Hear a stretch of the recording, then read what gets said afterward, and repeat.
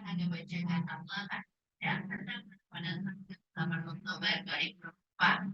Maka apa saja yang kita boleh makan puasa Ramadan hari lalu siapa saja yang ditetapkan oleh bank ini agama seperti apa kemampuan pada sampean dan kalau pernah kami dengan bangsa saya. Assalamualaikum warahmatullahi wabarakatuh. Waalaikumsalam Waalaikumsalam warahmatullahi warahmatullahi wabarakatuh. wabarakatuh. Warahmatullahi wabarakatuh. Maaf tadi saya masih di jalan, baru pulang dari kantor, sehingga saya tadi WA duluan takut nunggu. Oke, kita lanjutkan saja ya, dalam rangka mencari kebenaran itu ya, bagaimana epistemologi di dalam Islam ya, dalam mencari kebenaran. Yang pertama, kebenaran itu relatif ya. Benar menurut seorang, belum tentu benar menurut orang lain. Ya, cuman secara umum, objektif apa tidak? Sebab bagi seorang yang religius misalnya, itu kebenaran itu bukan dari apa yang kelihatan. Kalau dia percaya surga atau neraka, itu belum pernah dia ketemu dengan surga dan neraka, tapi dia percaya itu. Karena dia itu kebenaran yang diperspeksikan adalah perspektif seorang yang religius. Ya. Tetapi bagi orang yang biasa, yang material, ya, yang metafisik, yang fisik, dia selalu memandang kebenaran itu apabila sesuai dengan objeknya. Seperti misalnya, ya, kebenaran itu di sini dicontohkan roda sebuah mobil berbentuk segitiga. Kenyataannya enggak. Roda mobil itu ternyata bundar. Maka ketika dia tidak bundar, maka tidak benar. Itu. Ya, sehingga dianggap keliru kalau tidak bundar. Kecuali roda itu kemudian bundar, baru dikatakan itu benar. Tetapi apakah persepsi ini sama ya, diakui oleh orang lain? Bisa jadi orang lain juga sama ya. Tapi bisa jadi ada orang yang seperti tadi ya. Hmm, Kalau Allah bilang seperti hadis itu ya, setiap malam misalnya Allah itu turun ke langit dunia. Misalnya. Setiap sepertiga malam terakhir, barang siapa minta kepadaku, aku beri. Gitu. Ada orang yang percaya 100% itu. Wong Allah yang berfirman dalam hadis qudsi seperti itu. Tapi ada orang yang bilang, enggak, aku berdoa enggak dikabul gitu. Nah, ketidak dikabulnya itu mungkin tidak memenuhi faktor-faktor yang lain. Karena yang Allah perintahkan kan bukan hanya berdoa saja.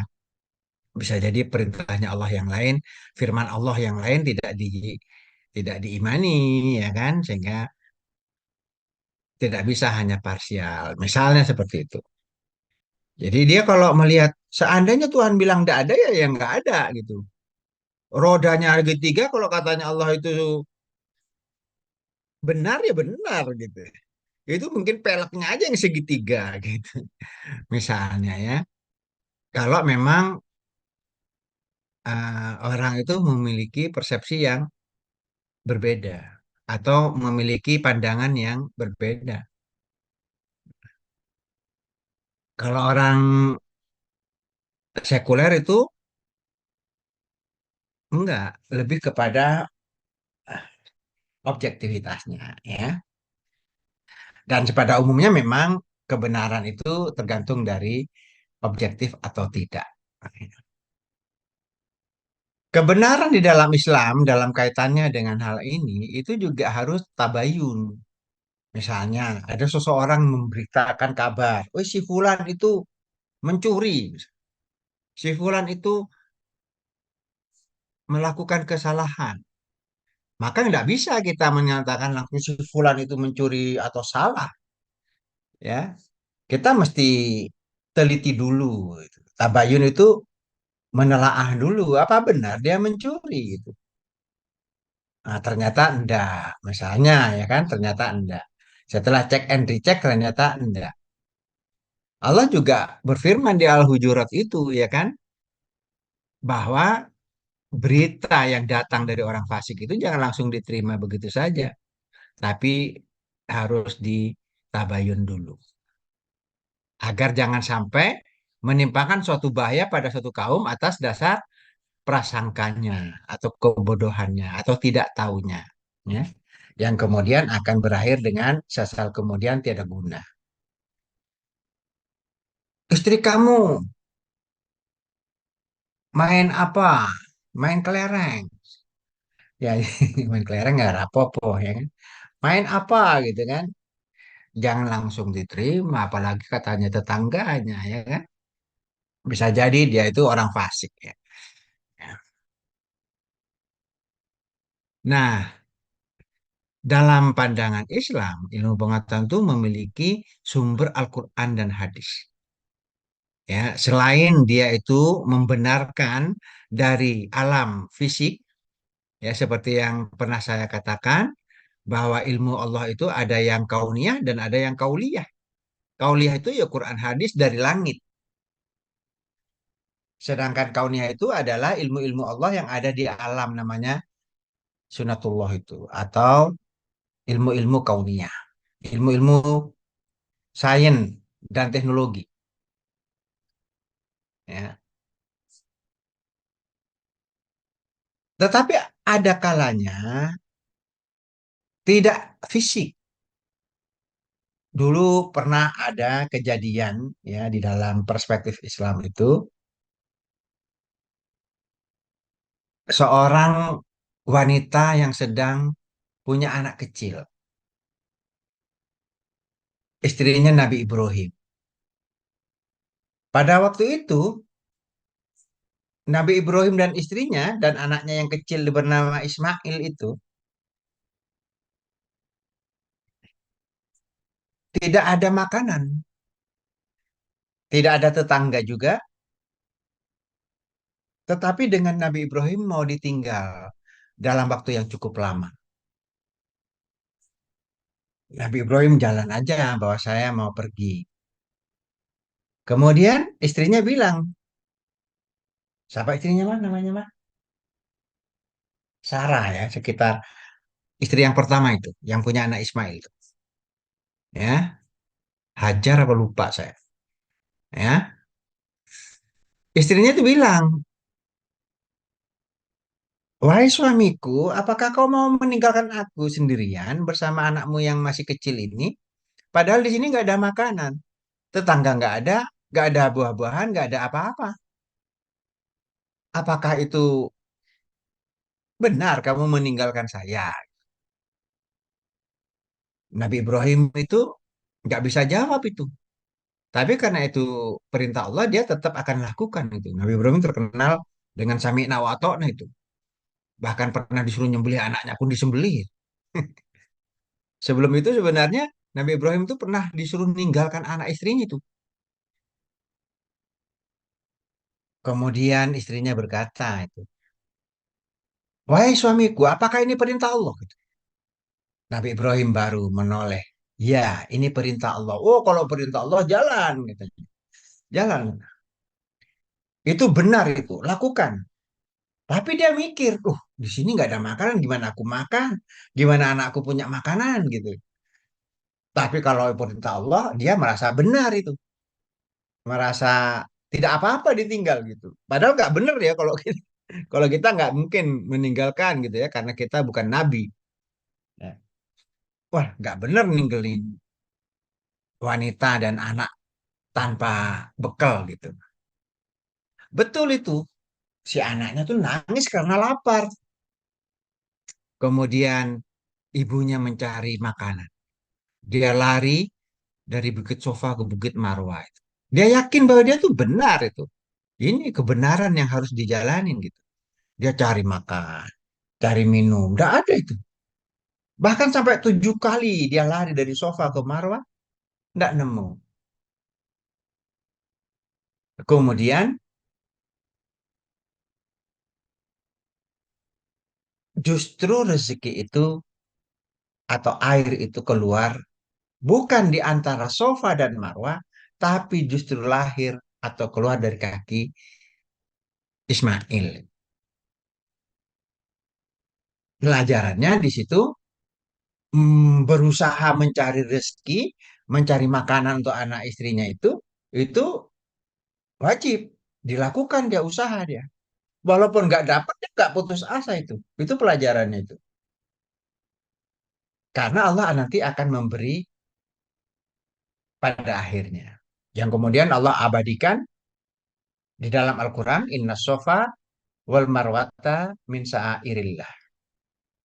Dia itu kemudian perintahnya itu cari, kemudian rezeki itu datang. Walaupun dari tempat yang lain. Kadang-kadang kita juga begitu. Cari rezeki ke barat ke timur. Nggak dapat itu. Berusaha A, B, C, D. Nggak dapat juga itu. Malah kita dapat rezeki dari D dan E. Dengan cara yang tidak disangka-sangka. Misalnya. Karena perintahnya memang faida farata fansab. Wa ila rabbika farghab. Artinya kita harus berusaha yang sebaik-baiknya. Do your best lah. Lakukan yang terbaik yang bisa kita lakukan. Biar Allah nanti yang memberinya. Wa ila rabbika farghab. Jadi kita hanya faidah farata fansab wa ila rabbika farghab. Nanti Tuhan saja yang akan memberinya. Itu perintah. Nah, ketika Nabi Ibrahim pun tidak masuk akal, ya, tidak objektif meninggal anak istri tanpa makanan dan minuman, tapi dia itu merasa benar meninggalkan istrinya karena itu perintah itu. Karena tentunya Tuhan memiliki kebenaran-kebenaran yang metafisik, kebenaran-kebenaran yang tidak nyata gitu. Tapi diyakini kebenarannya. Nah, di dalam Islam itu ada kebenaran-kebenaran yang dari langit itu. Ada kebenaran-kebenaran yang diyakini itu benar kalau memang itu perintah. Nah, begitu juga nanti di dalam ilmu pengetahuan, ketika kita menulis tesis atau penelitian ilmiah, kadang-kadang kebenaran itu bersumber dari Quran dan hadis. Kalau kamu pengen kaya, katanya hadisnya, zakati hartamu. Gimana habis dong duit gitu. Tapi karena itu perintah, ya ada orang yang gara-gara bayar zakat jadi miskin gitu. Bahkan bisa jadi semakin kaya karena memang begitu metafisiknya, ya dalil naklinya begitu. Ya. Begitu juga nanti dalam menulis tesis bisa jadi kita punya hipotesis yang referensinya ada Quran dan hadis. Misalnya kita kan Fakultas Ekonomi ya, prodinya akuntansi ya. Bagaimana sih caranya misalnya kita kerja di perbankan syariah atau unit sampelnya kita menggunakan bank syariah misalnya. Bagaimana agar bank syariah itu duitnya banyak? Bagaimana agar kinerjanya meningkat? Kamu kemudian dapat informasi dari referensi Al-Quran dan hadis. Bayar zakat misalnya. Karena memang institusi syariah itu kan wajib itu membayar zakat itu. Termasuk bank syariah itu wajib. Tidak ada satupun yang tidak melaporkan zakatnya. Tidak ada. Karena memang aturannya harus pakai. Menurut standar akuntansi keuangan yang berlaku.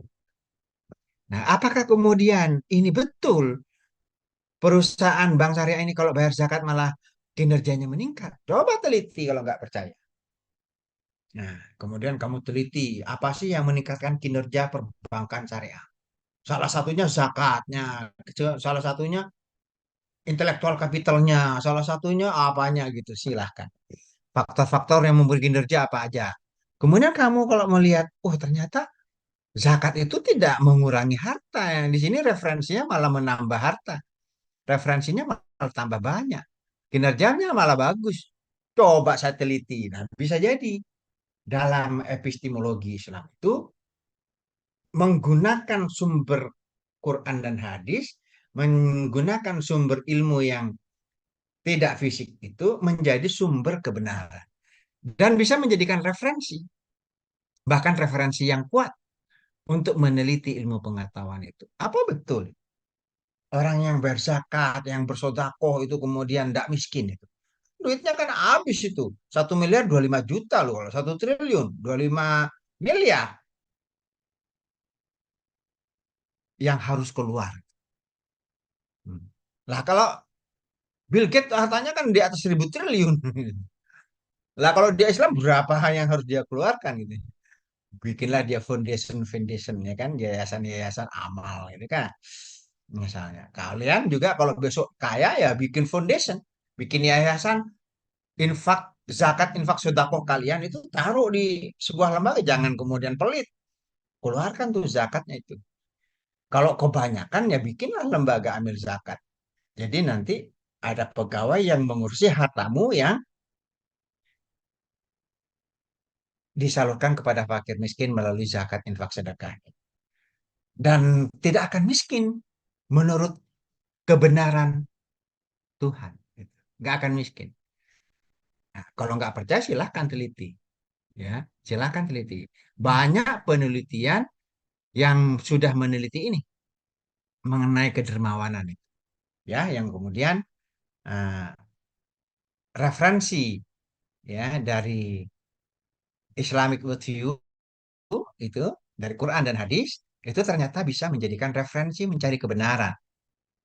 Saya pengen kaya, Pak. Saya pengen bahagia, Pak. Saya pengen sehat. Pengen saya dan lain-lainnya. Loh, bagaimana menurut perspektif Islam itu dijawab tuh, ya kan? Ada itu, ya. Nabi memberikan jawaban-jawaban terhadap pertanyaan yang seperti itu. Nah, bisa jadi itu jadi hipotesis, menjadi referensi, bukan hipotesis ya. Menjadi referensi itu. Wah, kalau begitu saya pengen meneliti bagaimana agar saya kaya dalam perspektif Islam. Saya pengen meneliti bagaimana saya bahagia dalam perspektif Islam dan seterusnya. Ya kalau kita menggunakan referensi yang perspektif Islam. Tapi kalau kita menggunakan perspektif yang lain boleh aja empiris karena memang dalam Islamic worldview itu tidak menolak ilmu pengetahuan ilmiah. Seperti yang saya katakan, ilmu kauniyah itu adalah ilmu pengetahuan ilmiah, yaitu ilmu-ilmu Allah yang ada di alam, ya, yang namanya sunatullah. Nah, ini sunatullah. Sunatullah itu merupakan ketetapan Allah yang ada di alam ini. Ketentuan Allah yang ada di alam ini. Pedang kalau diadu dengan kayu menang pedang. Pedang maksudnya pedang dari besi, dari baja. Kalau perang dengan kayu ya putol kayunya. Karena itu sunatullah tuh, ya, dan seterusnya. Pisau dengan pedang yang menang pedang sunatullah. Makanya kadang-kadang kita melihat ada orang yang tidak berani dengan orang jahat sekalipun karena dia punya senjata yang lebih sunatullah ya, yang lebih apa? Yang menurut fenomena alamnya dia lebih kuat daripada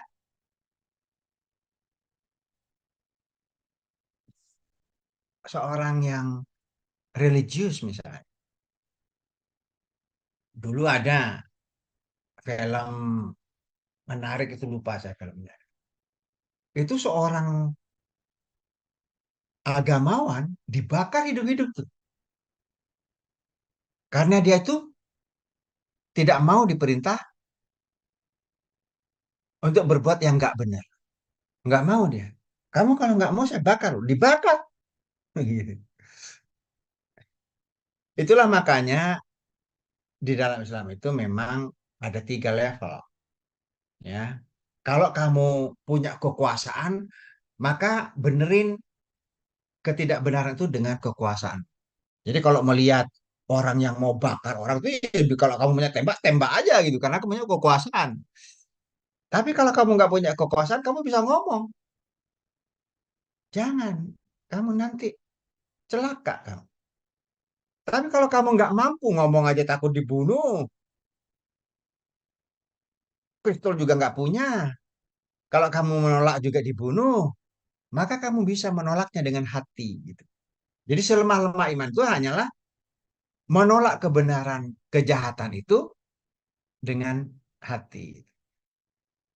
Ya, tapi kalau orang punya kekuasaan ya harus menggunakan kekuasaannya untuk meluruskan kebenaran, untuk menegakkan kebenaran. Ya. Nah, sunnatullah itu juga penting. Karena itu ilmu Allah yang ada, yang bahkan sampai ada norma seperti tadi. Bisa jadi zaman dulu itu Timur Tengah tuh takut sama Israel tuh karena Israel itu dibantu oleh Amerika. Amerika itu negara super power, punya nuklir banyak, yang pernah mengebom atom juga. Di Jepang pernah dibom atom oleh sekutu. Sekutu juga temannya Amerika. Sehingga Timur Tengah dulu takut sama Israel. Tapi karena memang Israel itu dihujat seluruh dunia, ya akhirnya melemah juga itu kayaknya. Ya. Tapi mereka merasa hebat aja karena ada Amerika. Ya. Dan banyak negara yang di Timur Tengah itu semacam abstain, nggak mau ikut-ikutan, nanti malah aku kena juga dan akhirnya pembantaian terhadap anak-anak kecil pun terjadi, tetapi dunia menyaksikan dan mengutuk semuanya. Nah, karena banyak yang mengutuk, maka kemudian banyak negara menolak itu agresi militer dari Israel. Misalnya itu ya. Jadi, tetapi di situ pelajarannya ada ilmu Tuhan yang ada di alam, di mana pedang bisa lebih menang daripada pisau kecil. Itu, itu pelajarannya. Ya, namanya sunatullah. Mike Tyson kalau diadu berkelahi dengan aku kalah ya itu sunatullah. Mike Tyson ototnya kayak balung besi, lehernya kayak beton begitu. Kalau aku bertinju dengan dia bisa jadi aku kalah. Kecuali aku pakai pistol, bisa jadi ada kekuatan yang lebih.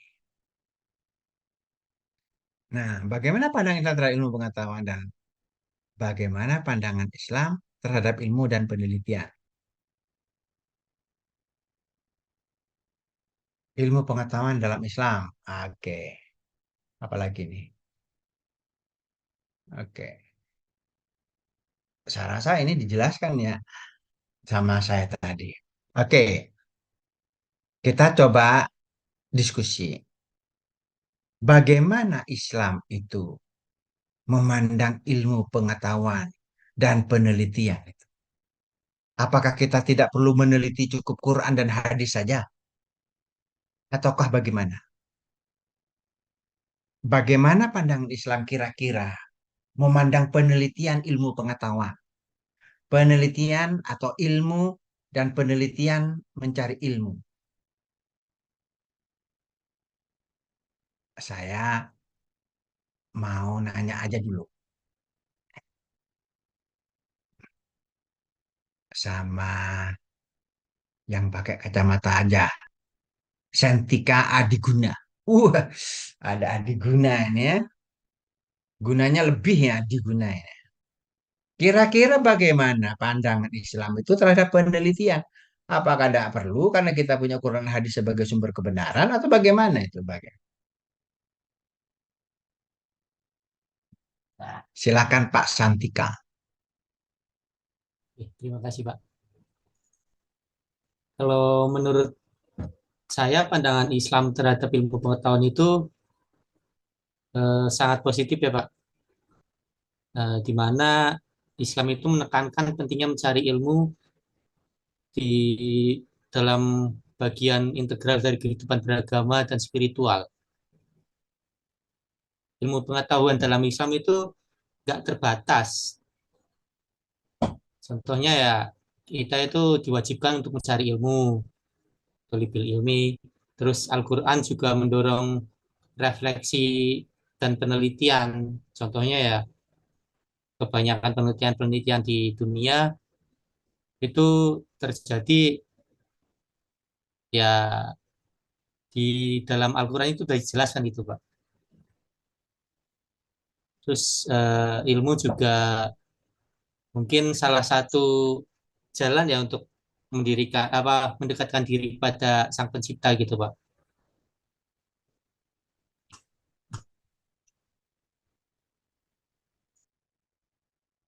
Apa manfaatnya kita meneliti ilmu pengetahuan?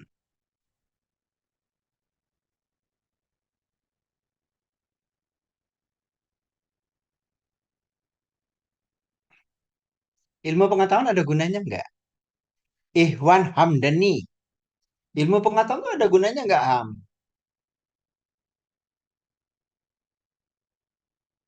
Oh, ini pun sih, Ham. Yang lain dulu aja. Mbak Rani, Fitrastuti.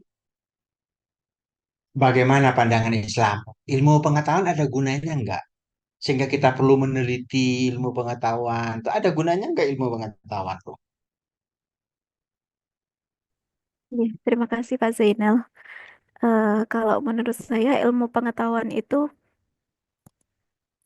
dalam Islam itu sangat berguna, ya. Seperti yang dikatakan oleh Pak Santika tadi bahwa eh, kita sebagai manusia itu kan wajib mencari ilmu dan ilmu tersebut digunakan untuk eh, yang pertama tadi adalah untuk mengetahui tanda-tanda kekuasaan Allah. Yang kedua untuk bagaimana kita ini menjalani kehidupan di dunia ini. Dengan adanya ilmu, maka kita akan tahu, eh, eh, misalnya ketika ada malam, ada siang, ketika siang kita bekerja, ketika malam kita beristirahat, kemudian itu ketika ada tanda-tanda alam. Kemudian dengan belajar ilmu pengetahuan, kita akan menghasilkan teknologi, teknologi yang tepat guna, jadi digunakan untuk kesejahteraan manusia itu sendiri. Demikian, Pak. Terima kasih. Iya. Ilmu pengetahuan itu pasti ada gunanya. Kalau nggak ada gunanya, kita nggak bisa ini ngajar sambil zoom-zooman begini, ya nggak? Kalau nggak ada ilmu pengetahuan, nggak mungkin kita bisa naik mobil, naik sepeda motor gitu. Itu kan produk ilmu pengetahuan tuh. Kita bisa ngomong dengan orang tua di Madura sana, di luar kota, bahkan di luar negeri dengan anak kita bisa ngobrol-ngobrol, bahkan lihat, oh itu kalau nggak ada ilmu pengetahuan nggak bisa begitu. Jadi ilmu pengetahuan itu banyak gunanya untuk kebaikan dan kemaslahatan, untuk kenyamanan dan kebahagiaan manusia itu sendiri. Ada rumah pencakar langit, kok rumah, gedung-gedung pencakar langit, ada mall yang mewah, ada macam-macam itu produk-produk ilmu pengetahuan. Kalau nggak ada ilmu pengetahuan itu jangankan 100 lantai, 10 lantai bisa ambruk tuh. Tapi kalau pakai ilmu pengetahuan ya 20 lantai tidak apa-apa. Gitu. Dan banyak lagi, banyak lagi. Dari sandang, dari pangan. Kita pangan itu ada Indomie, ada mungkin pangan apa yang sarden, ada apa. Jadi kalau kita butuh makan ya tinggal pakai misalnya. Karena itu pakai ilmu pengetahuan itu. Gimana caranya membuat. Jadi kan kalau kita malam-malam lapar, masak Indomie sama telur biasanya. Atau masak apalah gitu. Macam-macam lah. Ya, sandang pangan, tempat tinggal juga begitu ya. Kalau tanpa ilmu pengetahuan, bagaimana kita bisa punya rumah yang bagus gitu. Ya, mobil, kendaraan, dan seterusnya lah. Jadi ilmu pengetahuan itu bermanfaat untuk kebaikan manusia. Oleh karena itu, kita itu uh, dia dibenarkan meneliti. Meneliti agar menemukan ilmu-ilmu pengetahuan. Sampai keluar hadis itu, wa man tafakkara sa'atan khairun fi alfi sanatin. Artinya, Barang siapa meneliti sebuah ilmu itu lebih baik daripada dia itu bekerja 1.000 kerjaan. Hadis yang lain, satu amalan dengan ilmu itu lebih baik daripada 1.000 amalan tanpa ilmu, itu hadis yang lain. Artinya begitu penting itu ilmu itu. Karena kita akan bahagia, berhasil, maslahah, mbak, dan lain-lain, sukses begitu, karena dengan ilmu. Kalau kita di akhirat pengen sukses gimana Pak? Pengen selamat, bahagia, ya pakai ilmu. Artinya ya kita harus tahu caranya bagaimana kita menjalani hidup yang benar dan baik gitu. Kalau pengen dua-duanya Pak, fiturnya fil akhirat hasanah ya dengan ilmu juga. Tapi ilmu itu ternyata perlu kita gali. Baik itu lewat Al-Quran, lewat hadis, maupun lewat ilmu pengetahuan ilmiah. Karena ilmu pengetahuan itu penting bagi kebaikan manusia itu sendiri, baik kebaikan alam pula. Ya, begitu juga akuntansi, begitu juga ekonomi. Kamu nanti nyari itu bagaimana agar perusahaan saya itu untungnya banyak. Wah, kamu teliti dong. Banyak referensi-referensi yang membuat untungnya banyak. Selain zakat tadi ya kan, mungkin ada apa lagi, intellectual capital lah. Kalau di Unisula itu yang aliran sustainable itu pakai corporate social responsibility kah? Pakai ICRS kah? Pakai intellectual capital kah? Pakai e-governance kah? Ya.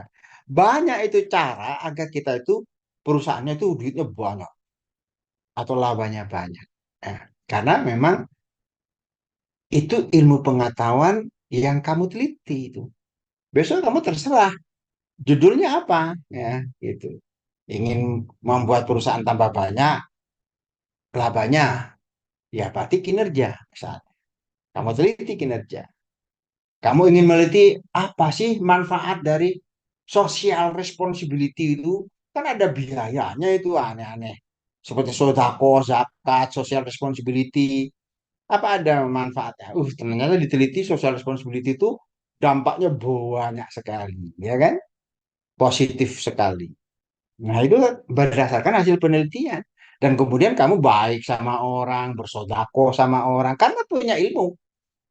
Kalau nggak punya ilmu belum tentu mau berzakat, mau bersedekah, mau berbuat baik, mau termasuk perusahaannya itu berbuat kebaikan-kebaikan belum tentu. Karena dengan ilmulah kemudian seseorang itu bisa menjadi maslahah, menjadi lebih baik.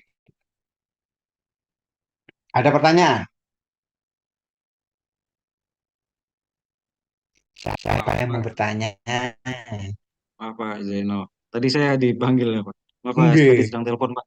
enggak. Sedang Lagi ditelepon nelpon tadi maaf siapa? Pak. Pacarnya ya. Enggak, bukan Pak. Masih jam kerja soalnya. Ditelepon Bu Direktur saya. Oh gitu. Iya Pak. Tadi terkait ini ya Pak. Ilmu Eh, pengetahuan menurut eh. kalau Menurut menurut kamu saya sih bagaimana pandangan Islam atau menurut Islam tentang ilmu pengetahuan dan penelitian ilmu pengetahuan? kalau ilmu pengetahuan menurut saya ini sebagai ini Pak, sebagai ibadah dan cara mendekatkan diri kepada Allah sih Pak. Wah, Kepada Sang Pencipta lah gitu. Karena lebih keren dari eh, aku tuh. jadi dengan ilmu kita bisa bisa tahu nih, misalkan eh, manusia kok ada laki-laki, ada perempuan diciptakan berbeda-beda. Berarti Allah tuh memang maha kuasa ya gitu, maha maha besar gitu. Ada ilmunya nggak Nah, bikin anak laki-laki atau bikin anak perempuan ada ilmunya nggak? kalau itu saya nggak tahu ya di Al-Quran ada nggak ya. Kalau kalau Si anak laki Rani perempuan mah kita ketawa, Rani. terima aja lah ya. Gitu ya. Iya, Pak, ilmunya.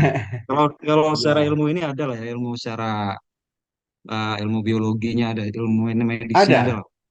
Ya Ilmu gimana medisnya, gimana? Aku dikandanin tau. waduh,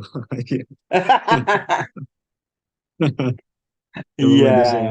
Mungkin Bapak lebih ada ya. lebih lebih paham kalau itu, Pak. Iya, biasanya dokter yang tahu itu. Iya, Pak. Dokter siapa itu Boyke ya sukanya ya. Kalau Nah, mau laki-laki, kamu harus makan daging yang banyak. Ceweknya makan sayur yang banyak. Yang makan daging yang banyak tuh lakinya gitu. nah itu. Dan Iya, lain-lain kan dokter yang lebih tahu itu. iya, Pak. Nah, seperti itu sih Pak, menurut saya Pak. Makasih Pak Oke, Zainal. oke, matur nuwun. Oh, tadi ternyata ada The Woman yang nelpon. Iya Pak, ditelepon Ibu Direktur. Direktur. Oke, oke, oke. Kalau Rani tadi senyum-senyum, Wak. Tapi ya udah saya rasa sama aja bahkan bahkan eh, dilengkapi dengan perspektif Islam ya bahwa mencari ilmu pengetahuan itu ibadah. Memang manusia di dalam perspektif Islam itu tidak ada yang nggak ibadah itu ya. Mencari ilmu ibadah, bekerja ibadah, bahkan berteman pun ibadah. Sepanjang semuanya benar dan baik sesuai dengan nilai-nilai yang syariah. Ya kan? Kita diciptakan berbangsa-bangsa, bersuku-suku untuk saling kenal mengenal. Nah, jadi kalau kita kenalan, biar ngerti budayanya, biar ngerti kebiasaannya, itu kan malah membuat kita menjadi wisdom, menjadi berilmu pengetahuan, gitu kan? Ya, karena itu memang perlu ya, ilmu pengetahuan. Dan itu ibadah semua itu, nyari ilmu ibadah, karena kita tidak diciptakan kecuali hanya untuk beribadah. Oke, ada lagi yang mau bertanya? Saya Pak, saya Pak, Pak Pak Eko Wahyono. ya saya mungkin nambahi sedikit berpendapat tentang pandangan Islam terkait ilmu pengetahuan. Itu Oke. mungkin juga di surat Al-Baqarah ya, 163 atau berapa itu, bahwa yang menuntut ilmu, yang itu kan ditinggikan beberapa derajat. Mungkin Hmm. seperti itu. Sampai yang satu lagi terkait bahkan seekor nyamuk pun ada manfaatnya. Maka kan mungkin ada penelitian adanya yang nyamuk demam berdarah, nyamuk yang apa namanya itu kan memunculkan juga adanya obat nyamuk, kemudian berbagai obat nyamuk dan sebagainya itu mungkin. Itu terkait dengan pandangan Islam terkait dengan ilmu pengetahuan sebagaimana yang disampaikan Inal tadi. Ini untuk pertanyaan saya Ya. gini Pak, terkait dengan kebenaran dan keyakinan tadi, bagaimana disampaikan Bapak tadi, dasar kebenaran kalau dalam Islam kan Al-Quran dan As-Sunnah, kalau di dalam ilmu mungkin kan perlu penelitian seperti itu. Nah, yang kami tanyakan itu faktor apa atau faktor yang paling dominan apa sih untuk menyatakan sesuatu itu benar atau seseorang itu yakin seperti itu. Ini apakah mungkin karena lingkungan, apakah mungkin karena pengalaman, atau mungkin karena ilmu pengetahuannya, atau karena dimensi waktu. Jadi zaman sekarang sama milenial, sekarang Gen Z itu beda. Bagaimana juga ilustrasinya, menurut pengamatan saya, bisa jadi sesuatu salah itu bisa jadi karena benar. Bisa jadi menjadi suatu kebenaran atau keyakinan seseorang. Sebagai contoh seperti ini, Pak. Eh, di medsos itu ya, itu kekuatan medsos, itu memframing medsos, mungkin sesuatu itu misalnya salah karena medsos itu luar biasa pemberitaannya, maka berita itu bisa jadi anggap masyarakat jadi, oh ternyata itu benar. Tapi dalam pembuktiannya bisa jadi salah. Nah, seperti itu. Nah, itu menurut Pak Yenal bagaimana? Yang Hmm. pertanyaan Ya. selanjutnya itu sebenarnya hubungannya bagaimana sih antara keyakinan dan kebenaran? Apa benar kemudian yakin, terus yakin dulu itu kebenaran. Nah, seperti itu Pak Ina. Terima kasih. Ya. Ya. Memang menarik juga ini pertanyaannya banyak hal ya. Kalau yang terakhir itu lebih lebih menarik lagi tuh. Di medsos itu, wah, Jokowi, PKI, Jokowi ini, oh, sampai di shooting aja,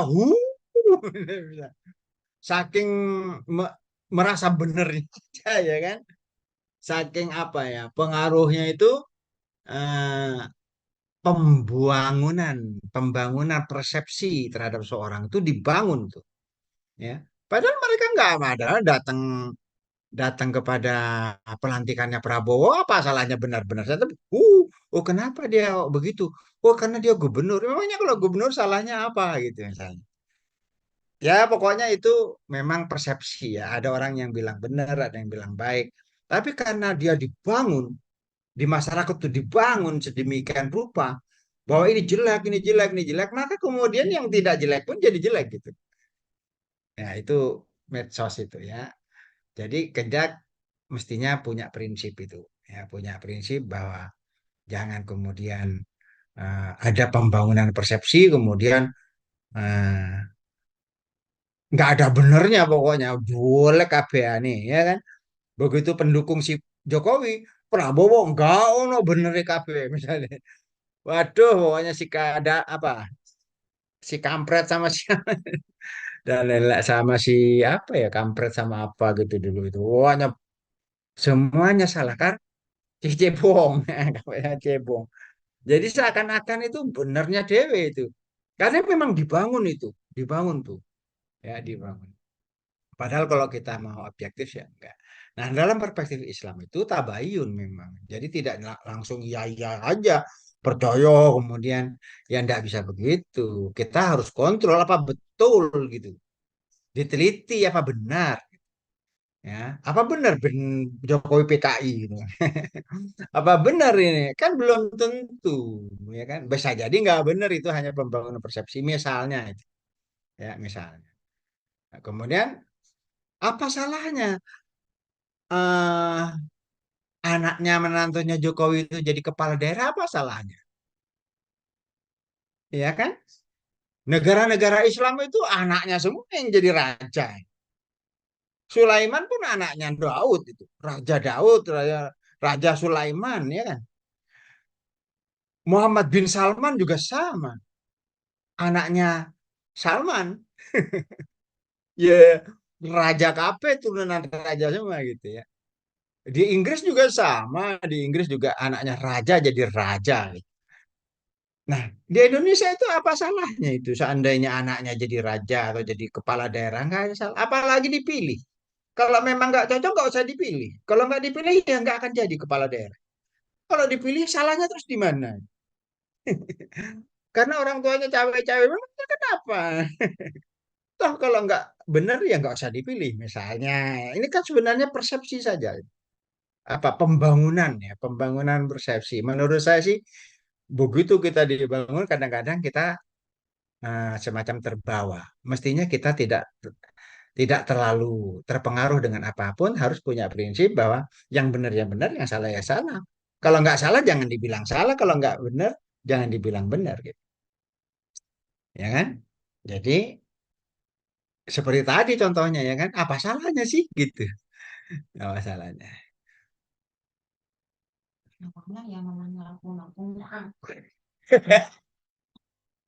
Boleh berkomentar, Pak. Jadi kadang-kadang ada seseorang yang wah pokoknya salah pokoknya ya. Dulu kalau zaman dulu itu masih 10 tahun pun dijadiin raja itu. Ya, jadiin raja 10 tahun jadi raja apalagi eh, keluarga kerajaan tuh ya.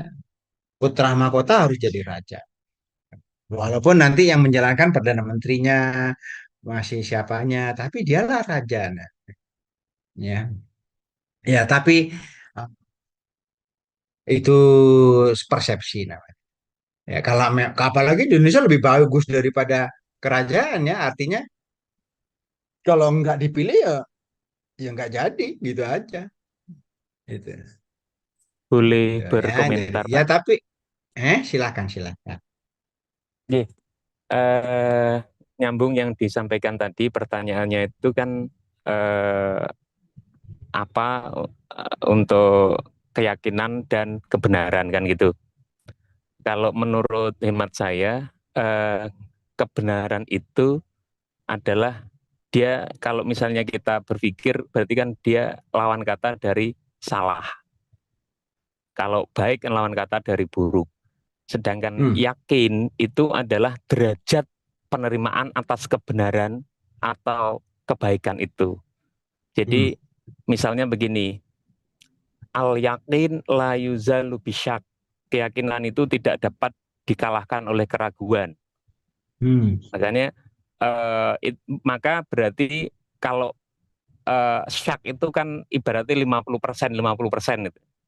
Di bawah itu misalnya 40% ke bawah itu misalnya kalau di dalam bahasa Arab disebut al-wahm. Tapi kalau sudah di atas itu sudah yakin. Nah, yakin itu pun sendiri ada derajatnya. Ada yakin, ada hakul yakin, ada ainul yakin. Berarti yakin itu adalah derajat penerimaan atas kebenaran, atas suatu objek lah. Itu yakin. Nah, kalau benar itu ya misalnya begini, ada ungkapan yang cukup terkenal, al-haqqu bila nidham yaghlibul batil ma'an nidham, bahwa kebenaran yang tidak terkonsep, kebenaran yang tidak terstruktur itu akan dikalahkan oleh kebatilan yang terstruktur. Artinya bahwa kebenaran itu menjadi sebuah dimensi yang sangat relatif nantinya. Kebenaran menurut saya belum tentu kebenaran menurut teman-teman misalnya. Tetapi saya cuma ya itu yang terkait dengan kebenaran dan keyakinan. Tetapi saya sebetulnya ada sedikit pertanyaan, Pak. Kenapa kita itu dari tadi kan saya mendengar juga dari Bapak juga dari teman-teman misalnya seringkali mengaitkan ilmu pengetahuan. Bahkan bagaimana kemudian konsepsi ilmu pengetahuan dari sudut pandang Islam. Kalau pertanyaan saya malah kenapa itu harus dikatakan ilmu pengetahuan? Apakah ada ilmu yang tidak berpengetahuan? Kan pertanyaan dasarnya seperti itu, Pak. Karena ilmu itu ya mengetahui.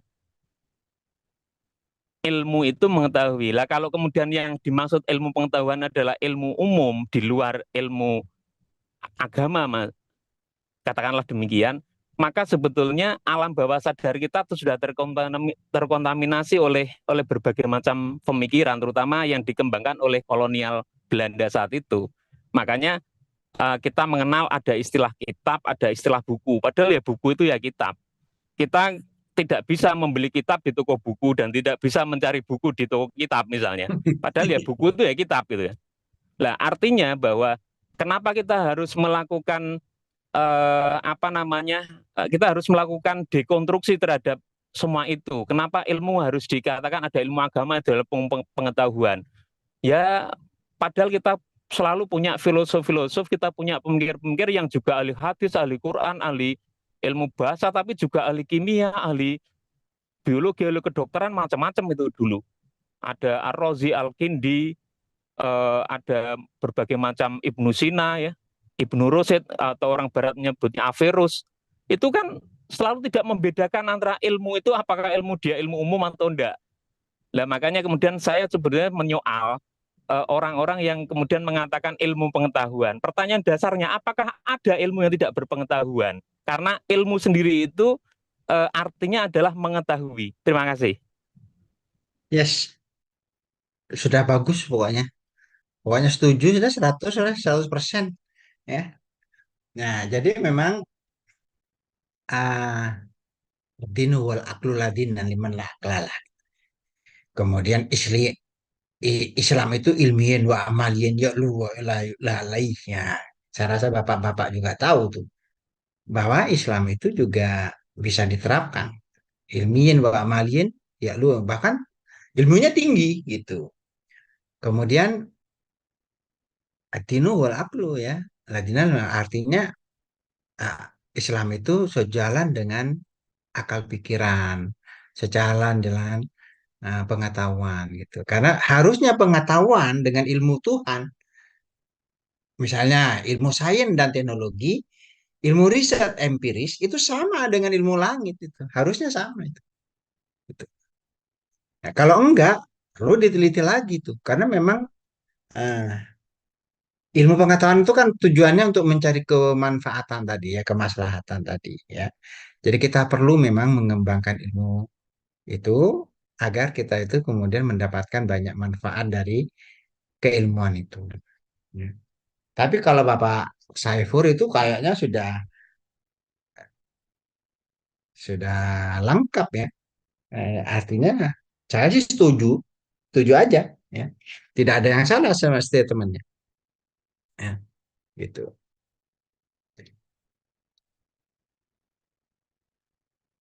Apa ada yang ditanyakan yang belum saya jawab? Kenapa?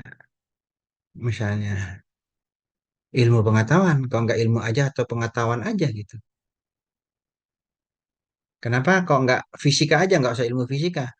Kenapa kok biologi aja nggak? Kenapa nggak ilmu biologi? Misalnya, ya karena ilmu macam-macam ya barangkali. Ada nggak ilmu pengetahuan yang tidak pengetahuan? Ada nggak ilmu yang tidak pengetahuan? Kayaknya ilmu itu adalah ilmu pengetahuan, iptek ya, ilmu pengetahuan dan teknologi ya. Ya mungkin kadang-kadang kelaziman sih. Bank BRI gitu. Oh, kalau Bank BRI itu kan BRI-nya Bank Rakyat Indonesia udah. Kenapa masih Bank BRI? Bank BCA, banknya kok bank lagi gitu. Ya mungkin semacam penegasan ya, mungkin semacam itu. Tapi substansinya sama lah ya, substansinya tentang ilmu pengetahuan itu penting. Kemudian ilmu pengetahuan perlu digali agar kita itu mendapatkan banyak kemanfaatan, baik ilmu ekonomi, baik ilmu akuntansi, baik ilmu tata kelola perusahaan dan seterusnya, ya, karena memang ilmu-ilmu pengetahuan itu nanti akan memberi manfaat pada kita semua. Ya mudah-mudahan memberikan jawaban atau memberikan respon karena kayaknya nggak bertanya ya malah malah menjawab juga ya yang banyak ya. Saya Pak, rasa itu izin mungkin ada bertanya, yang Pak. lain. Nggih, Bapak, izin bertanya, Pak. kalih legowo. Ini, Pak. Nggih. Jadi, eh, mungkin dalam pengalaman Pak Zainal juga ya, yang sudah berkecimpung di Sudah dunia tua, pendidikan gitu ya. sudah tua. Jadi, eh, kira-kira apa ya, Pak ya, tantangan terbesar yang dihadapi oleh ilmuwan gitu ya, Pak, dalam memastikan bahwa pengetahuan ilmiah yang digunakan itu untuk kepentingan umat manusia dan tidak disalahgunakan gitu, Pak Zainal. Kira-kira apa Ya, ya, Pak ya? Terima kasih, Pak ya Zainal. betul ya. Jadi memang ilmu itu jangan kemudian menjadi apa disalahgunakan ya. Kadang-kadang ilmu itu bermata dua ya, bermata dua. Jadi memang butuh semacam apa, semacam dimensi lain seperti iman, seperti apa nilai-nilai kebaikan, nilai-nilai kebenaran itu perlu. Sebab kalau enggak nanti dijadikan kejahatan ilmu itu. Ya, misalnya apapun lah ya, karena ilmu itu kadang-kadang bisa dijadikan manfaat, bisa dijadikan bahaya kepada orang lain, ya kan? Misalnya pistol sajalah atau pedang sajalah itu kan pisau sajalah. Pisau itu kan bisa manfaat ya, produk ilmu pengetahuan ini. Tetapi bisa jadi disalahgunakan ya atau sehingga memang butuh selain ilmu pengetahuan atau karya-karya ilmu pengetahuan itu butuh dimensi lain ya. Itu yang sekarang dikenal dengan nama planet and people itu. Jadi kita dalam mengembangkan ilmu pengetahuan itu harus melihat planetnya bagaimana. Maksudnya planet itu environmental. Environment itu maksudnya lingkungan. Bagaimana lingkungannya? Kita apakah merusak alam, apakah tidak? Gitu. Bagaimana dengan people-nya? Bagaimana dengan manusianya? Gitu. Apakah manusianya itu terkorbankan, Pak? Enggak. Apakah kita peduli terhadap sosial, Pak? Enggak. Jangan-jangan begitu kita mengeksplorasi ini kemudian lingkungannya jadi rusak, airnya jadi keruh, jadi merah. Manusia-manusia yang ada di sekitarnya malah menjadi kena apa itu? Polusi atau semacam limbah misalnya. Nah, itu ilmu-ilmu pengetahuan yang seperti itu tidak baik ya. Harus ada ilmu pengetahuan sosial ya. Ada ilmu pengetahuan yang ilmu yang social responsibility ya. Bahkan ada ilmu tentang environmental, bagaimana agar planet ini selamat, tidak global warming gara-gara kita mengembangkan ilmu pengetahuan justru malah menimbulkan kerusakan alam misalnya. Nah, itu yang ilmu itu harus holistik. Waduh, kayaknya ada. Bapak Ibu, saya kebetulan dari pagi dan baru datang dan sudah adan pula. Bagaimana kalau kita akhiri dulu? Kita bisa ketemu minggu depan, ya. Pak. Baik, Pak. Boleh Pak, silakan Pak. Baik.